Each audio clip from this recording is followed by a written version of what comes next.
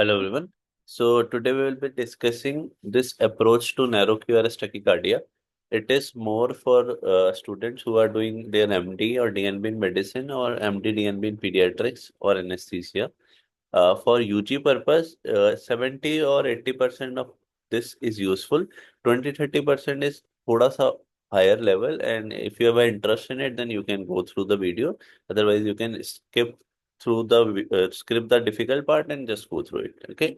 So we will be discussing this approach to narrow QRS tachycardia. First of all, what is a narrow QRS tachycardia? Any tachycardia with a atrial rate of 100 or more at rest with QRS duration of less than 120 milliseconds. So as we already discussed earlier multiple times, that QRS of less than 120 is known as narrow QRS and more than 120 is known as wide QRS. So in tachycardia also, if the QRS duration is less than 120, then it is a narrow QRS tachycardia. If the QRS duration is more than 120, then it is a wide QRS tachycardia. Up why the tachycardia is narrow? Because it indicates fast ventricular activation through the His-Purkinje system. तो white QRS tachycardia में क्या होता है? Either there is underlying कुछ ना कुछ conduction abnormalities is there, or the conduction system is not involved and the conduction is taking from place with the myocardium itself. Suppose LV myocardium से there is this tachycardia that is VT, then again it's a wide QRS tachycardia. Okay. Now, what are the mechanisms of wide QRS tachycardia? The most common narrow QRS tachycardia. The most common mechanism is re-entry, and the tachycardia which occurs by re-entry are atrial flutter, atrial fibrillation, AVNRT, AVRT, and focal atrial tachycardia. So the characteristic thing about focal atrial tachycardia is it can occur by any mechanism. Another thing is कि what is re-entry? Re-entry मतलब ऐसे circuit बन गया री-एंट्रेंट circuit और जिसकी वजह से there is a tachycardia going on. Okay, then again is triggered activity. Triggered activity में क्या हो रहा है कि कोई एक्स्ट्रा एक्शन पोटेंशियल आई which triggered the arrhythmia. Again focal atrial tachycardia occurs by this can occur by this mechanism. Another mechanism is automaticity, that is जैसे normally SA node AB node fire करते हैं ऐसे ही कोई और system of the myocardium is firing by itself. The examples are one is inappropriate sinus tachycardia, another is focal atrial tachycardia, and junctional ectopic tachycardia. Okay, so these are the three important mechanisms, and most common in narrow QRS tachycardia is this re-entry. Now, what are the causes of this narrow QRS tachycardia? So we have divided it into AV node dependent and AV node independent. In AV node dependent, we have AVRT, that is atrioventricular reentrant tachycardia, AVNRT, AV nodal reentrant tachycardia, and this nodovascular reentrant tachycardia. While in AV node independent, we have this MAD, that is multifocal atrial tachycardia, your sinus tachycardia, atrial fibrillation, atrial tachycardias, atrial flutter, junctional tachycardia, sino-atrial reentrant tachycardia, and again upper septal VT. So upper septal VT यहाँ पे narrow QRS में क्या है? Because VT are not always wide QRS. This upper septal VT, which is occurring from upper part of the septum in the LV itself, directly this depolarizes his bundle and then work as a narrow QRS tachycardia. Okay. Now, in the approach, we will be approaching the patient on the basis of their history, on the basis of EC, and at last EP maneuvers. We will not be discussing EP maneuvers because it will be something on the higher side. Now we will discuss कि history में कैसे differentiate करेंगे। तो patient age of onset is very important. Again another important thing is the existence of structural heart disease. अगर adults में हो रहा है then it favors more of a atrial tachycardia than AVNRT and AVRT. अगर young adult में हो रहा है then it's more likely AVRT, while middle aged female में हो रहा है then it is more likely to be AVNRT. And in elderly person, again the important cause is atrial fibrillation. Now coming on to the ECG. On ECG, we will be seeing that the P waves are regular or irregular, first thing. Then P wave presence, location, morphology, and axis. Then P to QRS relationship or AV relationship. then initiation and termination कैसे हो रहा है tachycardia का, and at last response to Valsalva maneuver or adenosine. So the first thing that we will see is that whether the tachycardia is regular or not. How we will see that the tachycardia is regular or not? By looking at the RR interval. If the RR interval is variable, then it is a irregular tachycardia, otherwise it's a regular tachycardia. Now, the causes of irregular narrow QRS tachycardia are atrial fibrillation, multifocal atrial tachycardia, and atrial tachycardia flutter with a variable block, while rest other are regular. So regular, agar if the tachycardia is regular, then we will see whether P waves are visible or not. Now, if P waves are not visible, then it favors typical AVNRT. क्योंकि AVNRT में क्या हो रहा है कि suppose we have this heart, this is the AV node, यहाँ पे re-entry circuit बन गया, तो it is activating both ventricles and atria at the same time. So most of the cases of AVNRT में क्या होता है कि जो QRS है उसी के अंदर कहीं ना कहीं P wave merge होती है and we are not able to appreciate it. Okay. Another is focal atrial tachycardia arising near the AV node. So this is the whole of the atrium. इसमें कहीं से भी focal atrial tachycardia can arise. Suppose it is arising from here, so again it will depolarize ventricle and atria at the same time, and then P wave may not be visible. Jet. In jet also, there is automaticity at the junction. So in some cases in jet, again P waves can not be visible. Now, if P wave is visible, then other causes we have to see for, and then we will see this A and V relationship. A matlab atria and V matlab ventricle. So we will see P to QRS ratio. Whether for every one QRS there is one P or more than P, or for one P there are more than one QRS or one QRS. So in A to V relationship, if A is more than V, that is P waves are more than QRS, then the differentials are atrial flutter and focal atrial tachycardia. So as we already know, atrial flutter में ऐसे sort of P waves आती हैं, and for every 2-3 P waves there is a QRS. And again in focal tachycardia also this can happen. V more than A means कि QRS ज़्यादा है, P कम है. So this is seen more in case of VT, high septal VT, and another one is junctional atrial tachycardia. Now A equals to V, that is P ratio QRS is equals to 1:1. It is the most common form, and in that case, we will consider this RP interval. Okay.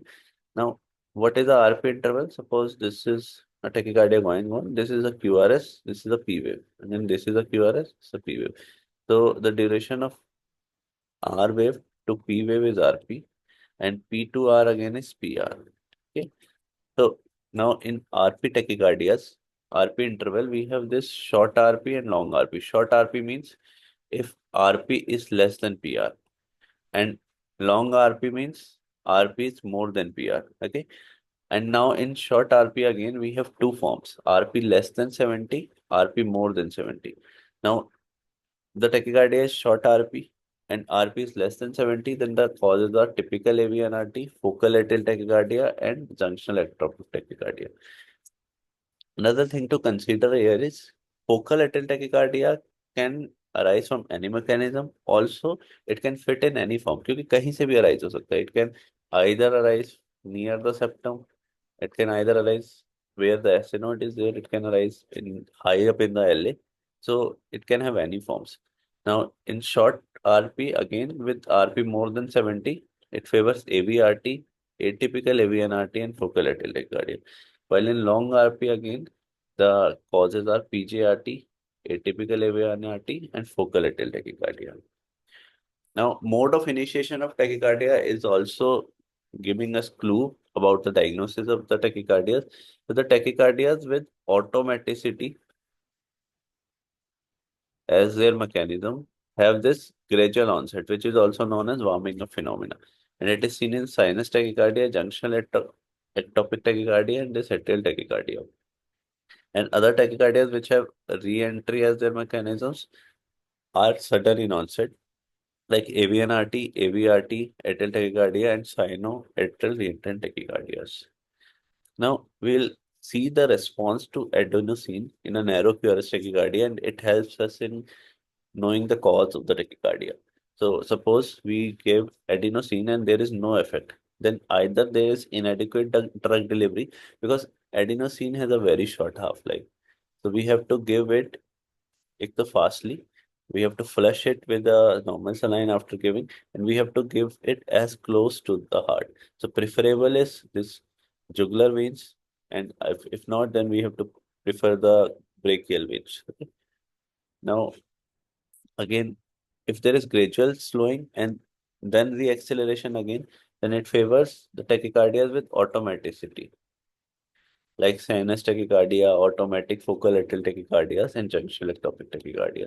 There is sudden termination, then it focus reentrant violet tachycardias like AVNRT, AVRT, sinonodal reentry tachycardia, and focal atrial tachycardias with triggered activity as their mechanism of action. Okay.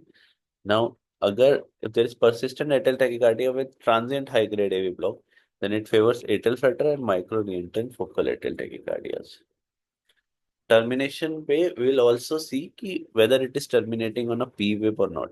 So if the termination is with a P wave, then it favors AVNRT or AVRT and unlikely to be atrial tachycardia, because AVNRT, AVRT में क्या हो रहा है कि there is this circuit which is also involving the AV node. तो अगर हमने AV node को block कर दिया, last wave would be a P wave.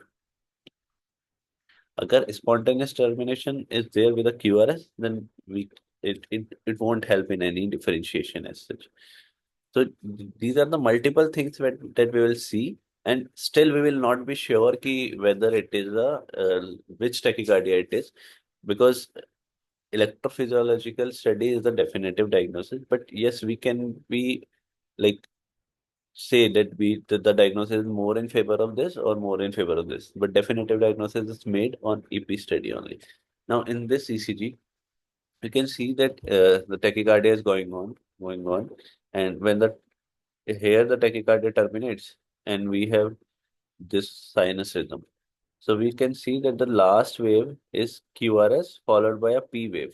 We can easily see a P wave. So this tachycardia is terminating with a P wave. This can be AVRT or AVNRT, but unlikely to be atrial tachycardia. Now coming on to individual tachycardias, the first one is AVNRT.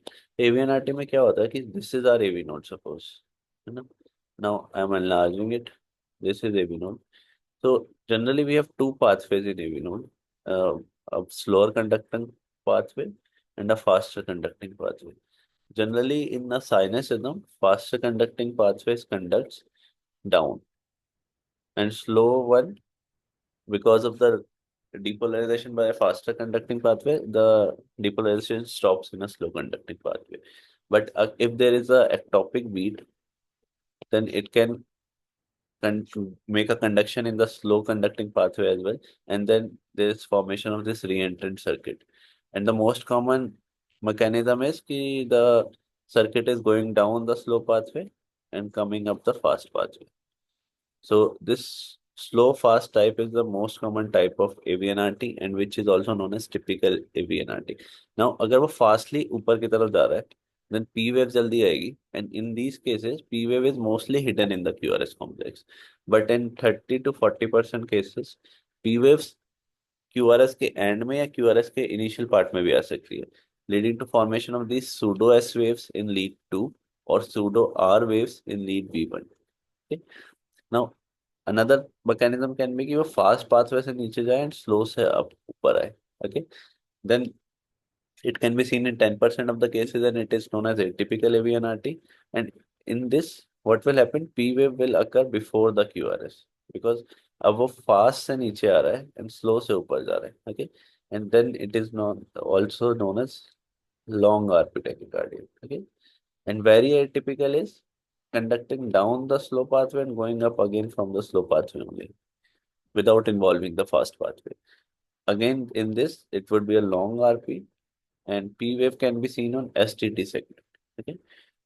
Now we'll see here the response to adenosine, and we can see that this is a tachycardia going on. Suppose we have given adenosine here, we can also see that tachycardia terminates. So it can be AVNRT, AVRT, atrial tachycardia, or sinoatrial reentral tachycardia. Okay. Now we can also see that these are pseudo S waves, because after like going in sinus rhythm, these S wave disappeared. So this favors AV. And in this ECG, we can see in lead V1, we have this pseudo R wave in the end favoring AV and RT. So ECG of AV and RT in lead 2, so in 66% of the cases, there will be no P waves. In 30% of the cases, there will be pseudo S waves.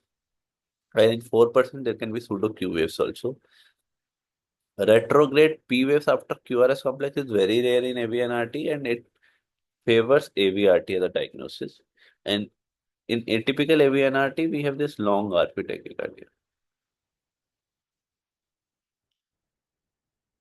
Coming on to another important tachycardia, which is rare though, but has a very, very classical ECG.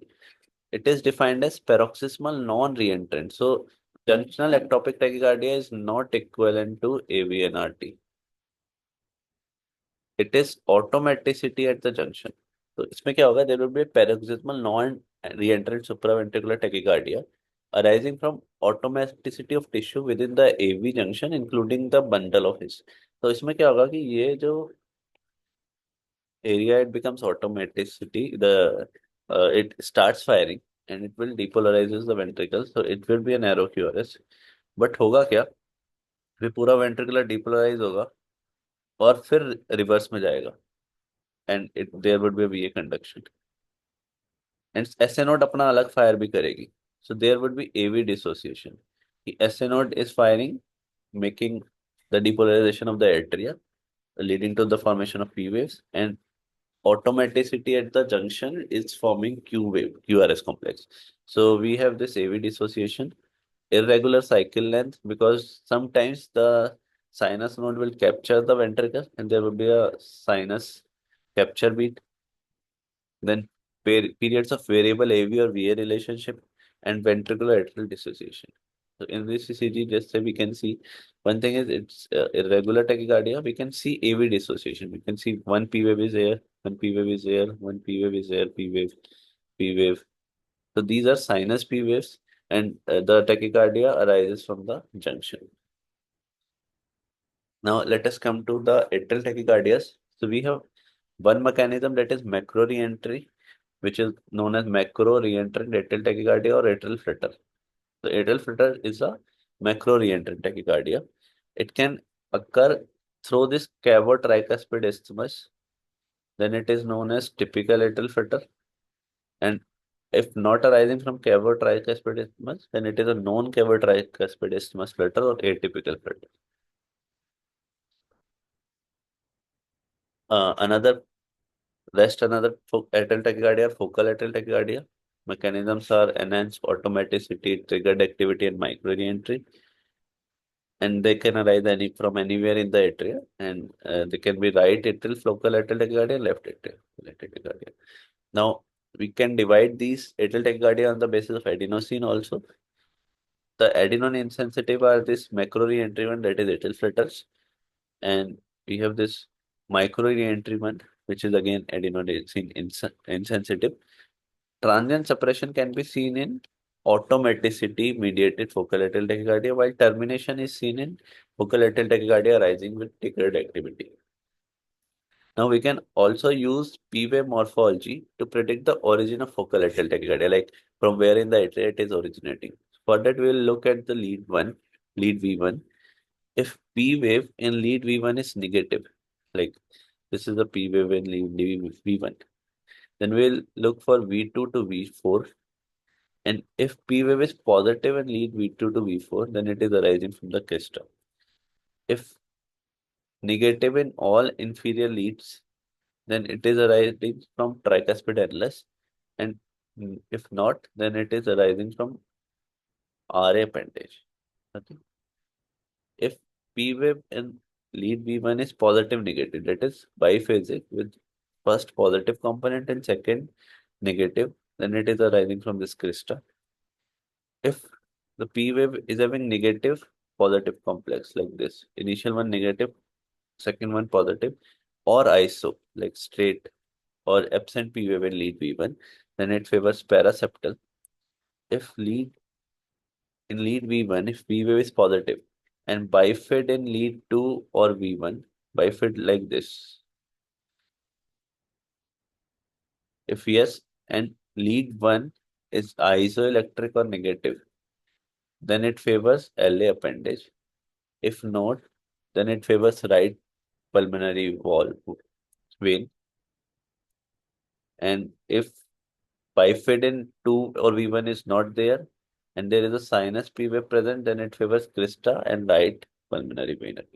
It's a difficult concept to understand, but yes, the important thing is we can definitely find out the origin of focal atrial tachycardia with the help of P waves, and most important lead to look at is lead V1. Okay. Now coming on to AVRT. So in AVRT, what is there? There is a accessory pathway, and the pre-excitation is there with that accessory pathway. So there is this short PR interval, and PR segment is not visible, and this is known as WPW syndrome. Obviously, we can have two type of tachycardias. One is orthotromic AVRT, which is a narrow QRS tachycardia, in which antegrade conduction is going through the AV node and retrograde conduction is going through this accessory pathway. Okay. Another is antidromic AVRT, in which the retrograde conduction is through the AV node. So there will be this wide QRS tachycardia. So since we are discussing narrow QRS only, so in our discussion, we have this orthotromic reentient tachycardia only. Now, another important thing to look is QRS alternance. That एक QRS की height इतनी है, दूसरे की थोड़ी कम है, तीसरे की फिर ज्यादा है. This is more seen in AVRT, orthotromic AVRT, but can also be seen in AVR NRT. लेकिन atrial tachycardia में it is not seen. Again, on the basis of P-wave morphology during tachycardia, we can also find out that the where is the accessory pathway, like it is on the left side or the right side. So if P waves are negative in lead 1 during tachycardia, then it favors a left side track. And if P waves are positive in lead 1 during tachycardia, then it favors a right side. Now, uh, we have already discussed multiple tachycardias, but the most common ones are AVNRT and AVRT. And how to differentiate between them is the most important thing. So the incidence of AVNRT is most common, while AVRT is less than AVNRT. Females are more predisposed to this AVNRT, while AVRT is more seen in males. Pathway in AVNRT are, as we've already discussed, slow or fast, or fast slow, or slow slow, and ventricles are not required for activation, while in AVRT, accessory ventricles required for activation. In AVNRT, there is simultaneous activation. That's why P wave are mostly not visible. While in AVRT, there is a sequential activation. Rate is generally less than 200 in AVNRT and more than 200 in AVRT. P wave, as we have already discussed, pseudo R, pseudo S, pseudo key, more in AVNRT. RP interval, less than 80 or less than 70 in AVNRT, more than 70 in AVRT. STT changes, ST elevation in AVR, notch in AVL. So STT changes and ST elevation in AVR are more in this AVRT because rate is more than 200. So rate high tachycardia की वजह से there are these STT changes. Notch in AVL is more seen in AVNRT. QRS alternance, as we've already discussed, more common in AVRT. Aberrancy and bundle branch block are more in AVRT, and AV block can be possible in AVR NRT but not possible in AVRT. Okay. Now, coming on to the last tachycardia, which is PJRT. PJRT is permanent junctional reciprocating tachycardia. It's a type of AVRT only. And it's a misnomer as the disease is characterized by orthotromic reciprocating tachycardia, that is ORT. It's a type of AVRT only, but pathway has property to conduct retrogradely only. So antitromic tachycardia is not possible in PJRT. Now, RP is more than PR because of the location and decremental conduction property of action potential और accessory pathway. तो जो accessory pathway है PJRT में उसके अंदर decremental conduction possible this property है. So the RP is more than PR. Another thing is कि inverted visible P waves are there in lead to 3 wave as we know क्योंकि वो pathway है and the atria are activated greatly. Rates are typically lower than typical SVT. So the rate in PJRT is mostly 120 to 150. It's a slow tachycardia and it is usually sensitive to adenosine with tachycardia terminating with AV or VA block, but it mostly recurs shortly after. Diagnosis of PJRT is confirmed by EP study and maneuvers that include demonstrating atrial pre-excitation with a ventricular premature beat during His refractiveness, response to adenosine, and entrainment with ventricular pacing during tachycardia. Most of the pathway of PJRT are located in posterior septal region. Okay. Now this is an ECG. We can see negative P waves in 2-3 AVF, long RP, heart rate of almost 130. So this favors PJRT. It's a type of orthotromic AVRT only. Okay. Now summarizing what we have studied till now. If we have a patient with narrow QRS tachycardia, we'll see whether it's regular or not. Not regular, the differentials are AF, atrial tachycardia, flutter with variable block or MAT. If regular, then we'll look for P waves. If P waves are not there, it favors AVNRT. If P waves are there, then we'll see this A more than V more than A, or A equals to V. If A is more than V, favors atrial flutter or atrial tachycardia. If V more than A, then it favors this septal VT.